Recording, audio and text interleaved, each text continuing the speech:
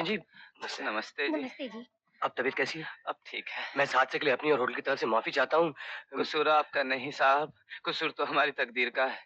एक तरफ इस बेचारी की शादी का तूफान खड़ा है, ऊपर से ये तूफान खड़ा हो गया। मैं आपके साथ हूँ दर्शक जी। अ, जब तक आप पूरी तरह ठीक नहीं हो जाते, आपकी दवाइयाँ, इंजेक्शन, डॉक्टर सबका इंतजाम मैं करवा दूंगा। साहब, आप क्या-क्या करेंगे? वैसे तो डॉक्टर ने शाम को घर जाने के लिए कहा है। साहब, बड़ी मुश्किल से अपनी अंधी बेटी का रिश्ता तय किया था। ओवर टाइम कर कर के रुपए जमा कर रहा था कि अपनी बेटी की शादी अच्छी तरह से कर सकूंगा। इसकी शादी के लिए मैंने कार्ड भी छपवा लिए थे।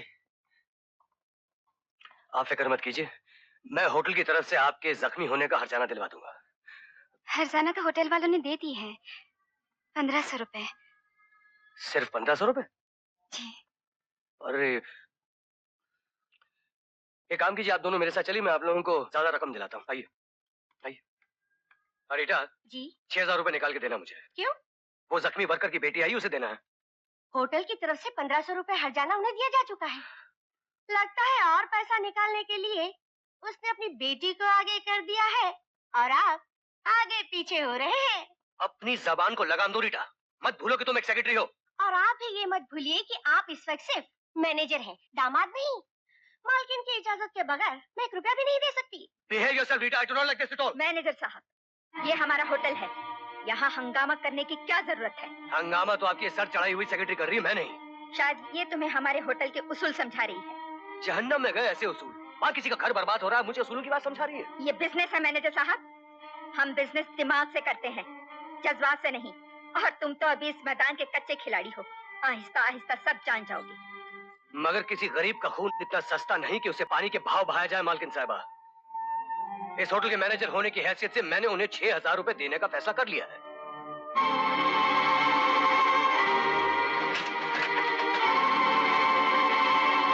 मिस्टर अमर, फैसले मालिक करते हैं, नौकर नहीं।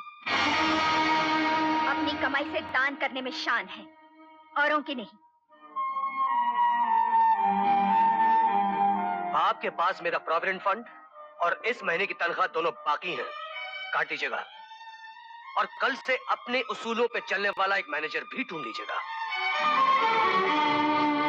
ये लीजिए माँ जी, पूरे 6000 रुपए हैं ये। बहुत बहुत शुक्रिया। जी शुक्रिया किस बात का। और किसी भी मदद की जरूरत हो तो मैं शाम को घर आऊंगा। बहुत बहुत धन्यवाद। अरे आप शर्मिंदा कर रही हैं अब। आइए मैं आपको नीचे छोड़ देता हूँ। आइए आइए। वही जो जिंदगी में पहली बार हमारे साथ हुआ है, और हम पत्थर बने तमाशा देखते रह गए। माँ बेटी ने पता नहीं क्या जादू किया है, अमर बाबू तो उनकी बातों में ही आ गए। कहाँ होंगे इस वक्त? गया होगा वही, उस बावर्ची के यहाँ हमदर्दी जताने। नहीं मम्मी, ऐसा नहीं हो सकता। बेटी, इसी मनहूस दिन के लिए हमने तुम्हें मना किया था कि दूर रखो अपने आप को इन लोगों से। ये लोग हम अमीरों की दौलत को दोनों हाथों से लुटाने के लिए हमारी दुनिया में आते हैं, मगर तुम्हारे प्यार की अंधी जिद ने हमें अपाहिज बना दिया। ना चाहते हुए भी हमने अपने दिल पर पत्थर रखकर तुम्हारी शादी कर दी, लेकिन क्या मिला? बेइज्जती, रुसवाई, बदनामी, यही ना? संगीता, ये लोग हमारे साथ तो क्या, हमारे सायों के साथ भी चलने के काबिल नहीं होते। बगैर किसी मतलब के 6000 की गड्डी एक नौकर की बेटी के हाथ में कोई रख सकता है? बेटी, ये जवानी होती ही ऐसी है, उसे ऊंच नीच का कोई एहसास नहीं होता।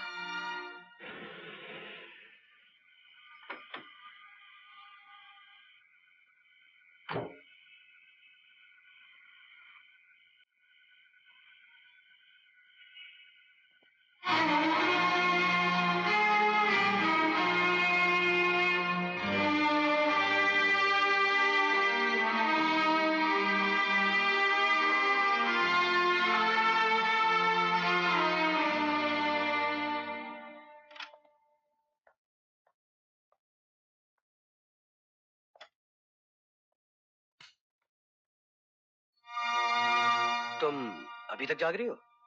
आज जो कुछ भी हुआ, उससे जानने के बाद मुझे नींद कैसे आ सकती है? हाँ, मतलब कि तुम्हें भी पता चल ही गया। अमर, मुझे तुमसे ये उम्मीद नहीं थी। मैंने तुम्हें क्या समझा और तुम क्या निकले? देखो संगीता, मैं जिंदगी भर बंद कर नहीं रह सकता, और समझ लो ये बात। हाँ हाँ, अब तुम आजाद पंछी बन गए हो ना, जहाँ जी चाहे पर मार सकते हो, किसी के भी दिल और जज्बात से खेल सकते हो, क्योंकि तुम्हें जो कुछ भी चाहिए था वो मिल ही गया। अब तुम्हें उस चीज की कदर ही क्यों होगी? क्या संगीता, मैं एक मर्द हूँ, और मर्द हमेशा अपनी मर्जी से जीता है। मर्द नहीं, तुम मेरे पति हो और मैं तुम्हारी पत्नी हूँ। और तुम्हारी माँ मेरी सास है। मैं उनके रहमो करम पर पलने वाला एक मजबूर दामाद हूँ। इसी बात का एहसास दिलाना चाहती हूँ ना? तुम यही कहना चाहती हो कि मैं तुम लोगों के इशारों पर जिंदगी भर कठपुतली बनकर नाचता रहूं, यही ना? हाँ हाँ, तुम्हें वही करना पड़ेगा जो मैं चाहूँ, क्योंकि मेरा तुम पर पूरा अधिकार है। और साथ में तुम्हारी माँ का भी है? जैसी माँ वैसी बेटी। हाँ, क्यों? क्योंकि माँ ने तुम्हारी दुखती रग पे हाथ रख दिया। संगीता! क्योंकि माँ ने तुम्हारी असलियत मेरे सामने रख दी। संगीता! क्योंकि आज माँ ने मुझे बता दिया कि तुम्हारी औकात क्या है।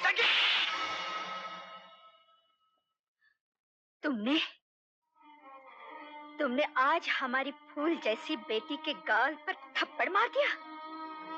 बेटी, इसी दिन का डर था हमें, क्योंकि हम जानते थे बबूल के दरख्त को गुलाब के बाग में उगाने से उसमें खुशबू कभी पैदा नहीं हो सकती। देखिए, ये एक पति और पत्नी का जाती मामला है।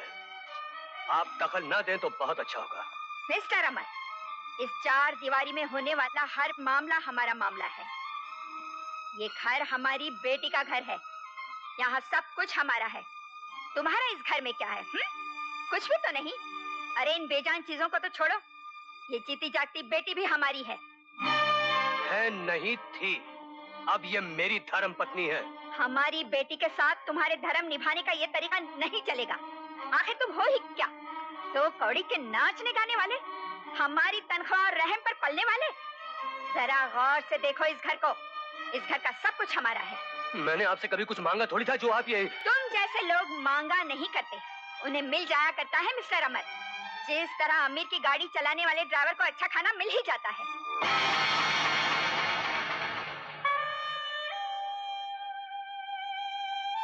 रुक्मिणी जी, अच्छा हुआ आज आप लोगों ने मुझे बता दिया कि मेरी इस घर में हैसियत क्या है।